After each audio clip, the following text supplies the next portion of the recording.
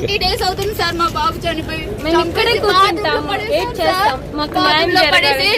Collector దగ్గరికి వెళ్తే మాకేం తెలియదు అంటున్నారు సార్. ఎస్పీ దగ్గరికి వెళ్తే చేస్తామమ్మా అంటున్నారు. జాయింట్ కలెక్టర్ దగ్గరికి వెళ్తే నాదేం లేదు, మొత్తం కలెక్టర్ చూసుకుంటా అన్నాడు. నన్ను అడగమాకండి నెట్టేశారు. గారైతే మాకు బెదిరిస్తున్నారు. రేణుక గారు మమ్మల్ని బెదిరించింది సార్.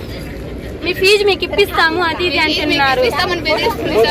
ఫీజు ఇప్పిస్తే పిల్లడు వస్తాడా సార్? చనిపోయిన పిల్లడు వస్తాడా సార్? చెప్పండి. చనిపోయిన వాళ్ళకి శిక్ష పడాలి సార్, అంతే.